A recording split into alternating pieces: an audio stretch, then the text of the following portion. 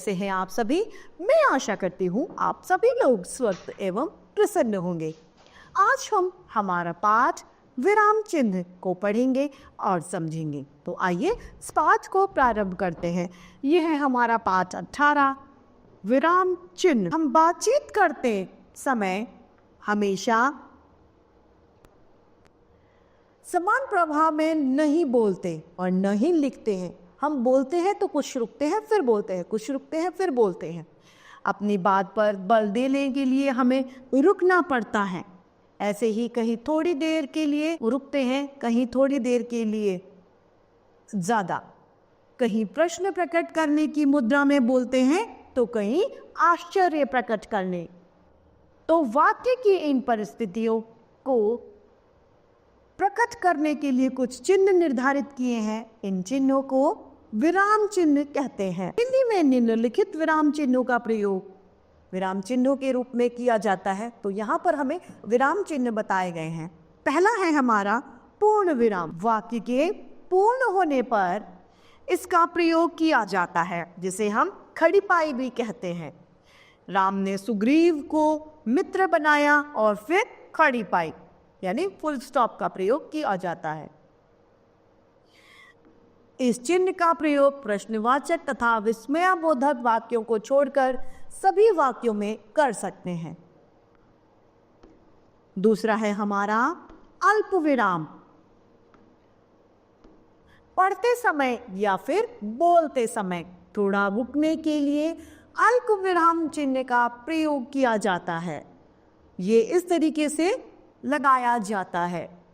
मोहन पढ़ता है, फिर हम अल्प विराम लगाएंगे और अखिल सोता है। बाजार से चीनी, चाय और मक्खन ले आना आदि इसके उदाहरण हैं।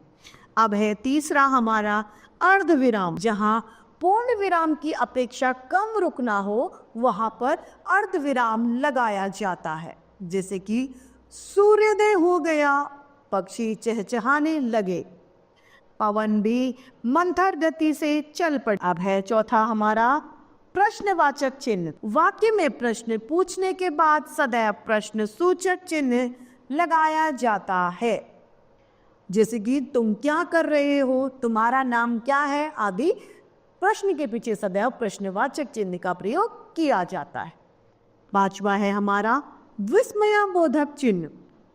दुख, हर्ष, शोक, घृणा आदि भावों को व्यक्त करने के लिए विस्मयाबोधक शब्दों, विस्मयाबोधक चिन्हों का प्रयोग किया जाता है। जैसे कि उफ, हाय, हे राम, अरे, ये सभी विस्मयाबोधक चिन्हों के उदाहरण हैं। छठा है हमारा उपविराम। उदाहरण या निम्नलिखित का संकेत करने के लिए इसका प्रयोग किया जाता है। जैसे संज्ञा शब्दों के उदाहरण इस प्रकार हैं। मुख्य विशेषताएं ये है, नाटक आदि में संवाद पूर्ण भी इसका प्रयोग द्वारा ही किया जाता है। जैसे कि सीता, कल मैं तुम्हारे घर आऊंगी। श्वेता कहती है, परंतु कल मुझे उत्सव में जाना है। सातवां है हमारा निर्देश। जहां किसी विचार को विभक्त कर बीच में उदाहरण दिए जाते हैं वहां दोनों ओर इसका प्रयोग किया जाता है। जैसे कर्ता, काम करने वाला करता है। आठवां है हमारा संयोजित चिन्ह अर्थात जोड़ने वाला चिन्ह। सहचर शब्दों के साथ इसका प्रयोग किया जाता है। जैसे कि खाना पीना, आना जाना, यहाँ वहाँ इत्यादि इसके उदाहरण है। दूसरा विपरीतार्थक यानी विलोम शब्द के साथ में इसका प्रयोग किया जाता है। ऊंचा नीचा आदि। जब शब्दों के बीच में संबंध कारक के चिन्ह और अथवा आदि पद लुप्त हो जाते हैं तो इनका प्रयोग किया जाता है। जैसे कि लीलाधाम, संतवंत इत्यादि। नमा है हमारा विवरण चिन्ह। किसी वस्तु को सविस्तार वर्णन करने के लिए जिस चिन्ह का प्रयोग किया जाता है वह सवर्णन चिन्ह है। जैसे कि बड़ी बड़ी नदियां हैं। गंगा, सिंधु, इस चिन्ह को विवरण चिन्ह कहते हैं। 10वां है हमारा उद्धरण चिन्ह, यानी ब्रैकेट में कुछ लिखना या इस तरीके से कुछ लिखना। इस चिन्ह के अंतर्गत पहला कुछ स्थितियां होती हैं। वह स्थितियां यह है जहां किसी पुस्तक का कोई वाक्य अथवा अवतरण जो का त्यों लिखा जाता है, वहां इस चिन्ह का प्रयोग होता है। जैसे कि जीवन विश्व की सहमति है। दूसरी जगह यह है कि पुस्तक, उपनाम, शीर्षक आदि को व्यक्त करते समय 11 उदाहरण चिन्ह का प्रयोग किया जाता है, जैसे कि निराला। तीसरा है महत्वपूर्ण सूक्ति उद्धत करने के लिए चिन्ह का प्रयोग होता है, जैसे कि भारतेंदु ने यह कहा था कि देश को राष्ट्रीय साहित्य मिलना चाहिए। 11वां है हमारा कोष्ठक। वाक्य में प्रयुक्त पद विशेषण की को भली भांति स्पष्ट करने के लिए कोष्ठक का प्रयोग किया जाता है, जैसे कि धर्मराज। धर्मराज कौन थे? युधिष्ठिर। तो धर्मराज लिख के हमने कोष्ठक में युधिष्ठिर लिख दिया, अर्थात उसका हमने अर्थ भी बता दिया। सत्य और धर्म के रक्षक थे। क्रमांक लगाने से इसका प्रयोग होता है, जैसे कि अलंकार के 3 भेद हैं, शब्दालंकार, अर्थालंकार और उभयालंकार। 12वां है हमारा लाघव चिन्ह, जहां पूरा शब्द जिसका अभिप्रेत न हो, उस पद के प्रारंभिक अक्षर के पश्चात लाघव चिन्ह का प्रयोग होता है, जैसे कि डॉक्टर का डॉ, और शॉर्ट फॉर्म करके लिख देते हैं, यानी संक्षेप में लिख के बाद में एक बिंदी चिन्ह लगा देते हैं, जिसे लाघव चिन्ह कहा जाता है। जैसे डॉक्टर के आगे डॉ लिखकर हमने चिन्ह लगा दिया, जिला का जी लिखकर हमने चिन्ह लगा दिया। इस तरीके से यह प्रयोग में लिया जाता है। अब इस पाठ की समाप्ति होती है। आइए इस पाठ के अभ्यास कार्य को हम देखते हैं। पहला है हमारा प्रश्न पहला, जहां जो विराम चिन्ह उचित हो उसे लगाकर अनुच्छेद को पुनः लिखिए। तो हे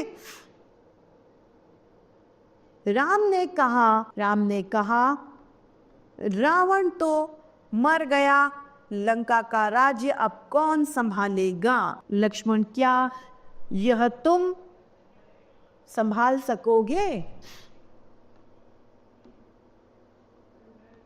लक्ष्मण बोले, आपकी आज्ञा शिरोधार्य कर मुझे हर्ष ही होगा,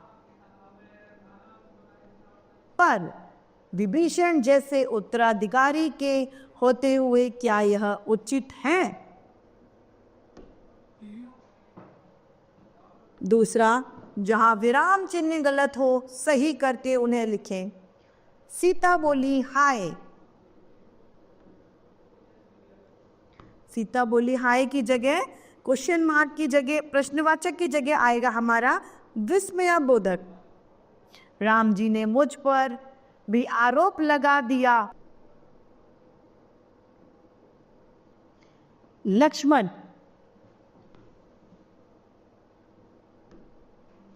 उन्हें कह दो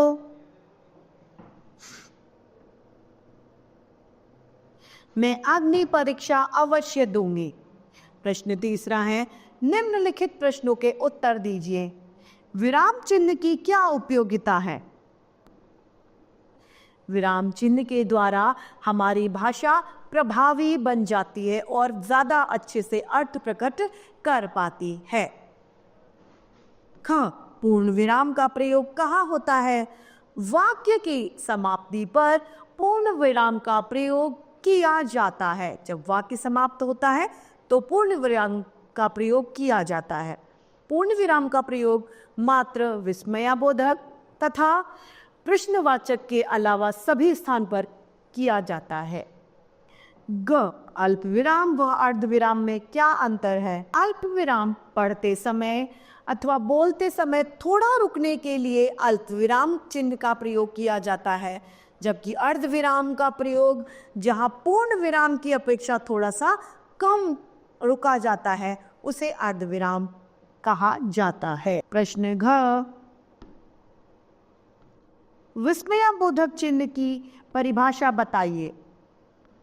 विस्मयाबोधक चिन्ह का प्रयोग हर्ष, दुख, उल्लास या किसी भाव को प्रकट करने के लिए किया जाता है, जिसमें हाय, अरे, छी इत्यादि विस्मयाबोधक शब्द हैं।